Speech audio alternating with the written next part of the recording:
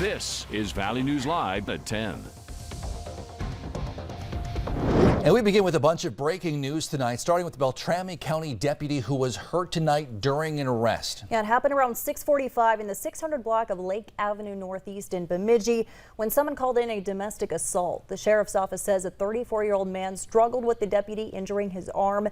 He was eventually arrested. Police haven't released the names of those involved. Meanwhile, happening right now, a Twin Cities area mall is still on lockdown after a deadly shooting. Eden Prairie police say officers were called to Eden Prairie Center Mall around 7:30 after there was a report of a shot fired inside the Shields Sporting Goods store. Officers arrived to find a man dead inside. Police say there's no danger to the public and they'll release more information later tonight. This is the second time in less than a month that gunfire was inside a Twin Cities mall, forcing it into lockdown. 5 people are facing charges after a fight led to shots fired inside the Mall of America not that long ago. Also new tonight, Fargo police are asking for help finding 3 persons of interest tied to an investigation into a shot being fired at people on a balcony. Police say it happened around 2 a.m. back on July 17th in the 1100 block of 16th Street North. That's just south of NDSU. Police believe after a verbal argument, one of these 3 people on your screen may have fired a shot at people standing on a balcony and then ran off. Anyone with information is asked to call Red River Regional Dispatch or text your tip with the keyword Fargo PD to 847-411. To weather now, a beautiful night outside. Take a look at this. Fargo City Hall is all lit up. The city says in a special back to school light to celebrate the return of students to their classrooms this week. For more on what the weather is going to be like for kids at the bus stop, here's First Alert Storm Team Chief Meteorologist Hutch Johnson. Hutch. Well, indeed, we do have some changes coming our way as we take a look at the satellite and radar. We did have some showers and thunder showers up in north central Minnesota. Things quieting down there nicely.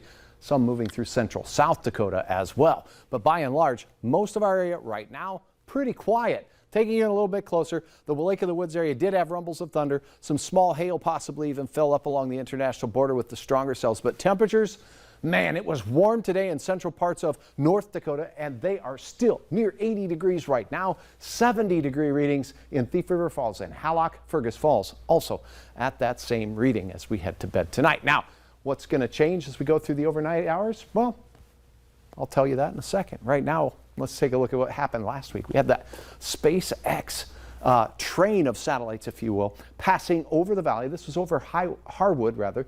Timothy, thanks so much for sharing a look at that. Many of you sent pictures of this as it streaked across the sky. Just a pretty impressive sight above us. Now, heading to bed tonight. Things are going to be quiet for most of us, and we will have a chance at some areas of patchy, dense fog. But that chance won't be in Fargo. We're going to talk about temperatures sneaking down to near 60 degrees. That's what you'll be contending with. Low 60s first thing in the morning, light wind, but up north near the international border, you could have some fog in the forecast to start out your Tuesday. A cold front is heading our way tomorrow. I'll have details on some showers and storms that could impact some of our weather tomorrow here in a few minutes. Sounds good. Thanks, Hutch. New tonight, a man with outstanding warrants is still on the run after fleeing from police early this morning. Just before 3:30, authorities were called to a local health care facility for a report of an assault. Police say a 21-year-old man with outstanding warrants for reckless endangerment and fleeing from police, among other things, ran from officers. Police set up a perimeter in the area of 45th Street and 9th Avenue South. They searched for canines, but they could not find him. 2 people were sent to the hospital after a crash involving a semi and a farm tractor. Troopers say that happened around 3 this afternoon on State Highway 13 just west of Gwinner. They say the person driving the semi was distracted and rear-ended the farm tractor, causing it to roll into a ditch. Both people were taken to a hospital, one in serious condition. Law enforcement say charges are possible. A Grand Forks man was arrested after police say he tried to assault the woman in a bathroom at the East Grand Forks movie theater. This happened just before 11 a.m. yesterday at River Cinema. Court documents say the woman says she was using a mall bathroom when a man tried to get into the stall. Police say that man, 37-year-old Jason Noy, documents say he was standing in the bathroom, pants down around his ankles, tried to grab her wrists, told her he had a knife, but she was able to fight him off.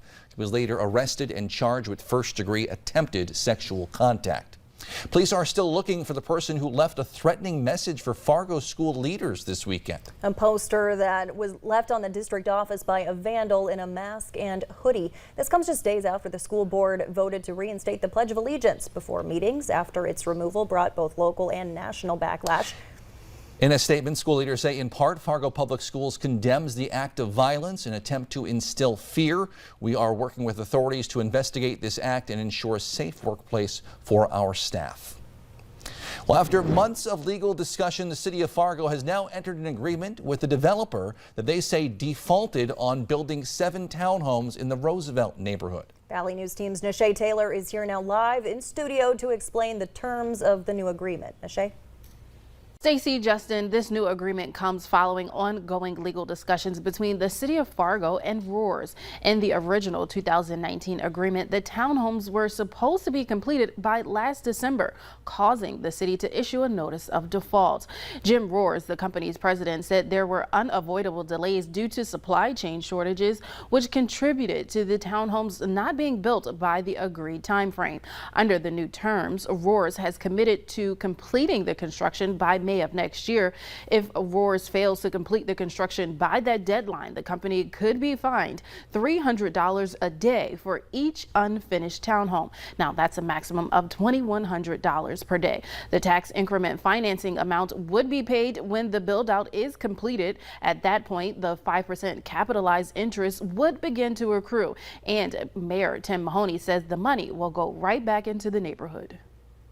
The first TIF payments will go to the planning department to be used in the neighborhood, and it offers the neighborhood some money for rehabilitation, which would go to the Roosevelt neighborhood.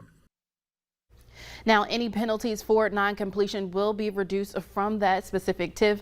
The new agreement has also stricken liability from unavoidable delays. Stacy, Justin? Thanks so much, Nashay. Construction is expected to cost more than $2 million. The excessive noise in downtown Fargo has been a hot topic recently, and there are some new changes to a city ordinance. Now, permits are no longer required for street performers, but amplified sound is going to be limited in a time frame between the hours of 6 a.m.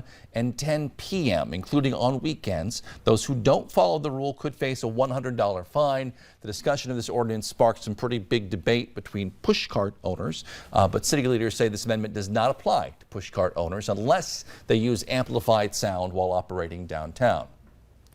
As kids and teachers are getting ready for back to school, some local kids got in some last-minute shopping for free today, thanks to the 4th annual Cops and Kids Back to School shopping event. Happened at Walmart on 55th Avenue South in Fargo. The event provides back to school supplies, clothing, and shoes for kids in the community who also get to meet with local law enforcement officers in a positive setting. This is an opportunity for us to take kids shopping for school stuff, whether that be supplies, if they need a new winter jacket, new clothing, shoes. Oh, I think it's, for us, it's rewarding, but we just enjoy helping families. And the newest store in Fargo, Five Below, is opening next Friday. That's located at 1500 13th Avenue East in the former Dress Barn. This trendy discount store primarily offers items for $5 or less. Hence the Five Below. In just 4 days, hundreds of thousands of visitors will ascend on the Minnesota Fairgrounds for roasted corn, buttered sculptures, animals, and rides. Gearing up for the Great Minnesota Get-Together for some is a family tradition that dates back decades. Charmaine Muro reports. The sounds of trucks unloading can be heard on the streets inside the Minnesota State Fairgrounds because in just 4 days, music and the smell of fair food will fill the air. Today is just set up, a little bit food prep, and making sure all the pop machines, making sure all the girls work, making sure the fryers, everything like that. I mean, it's just prep work that we have to do to make sure that we're ready to rock and roll. Brett OJ is the owner of the Peg restaurant. My dad started in 1982, and this is going on our 39th year. And for the past few weeks, he's been preparing for several events leading up to opening day. And just steps away, it's fun. It's a fun job.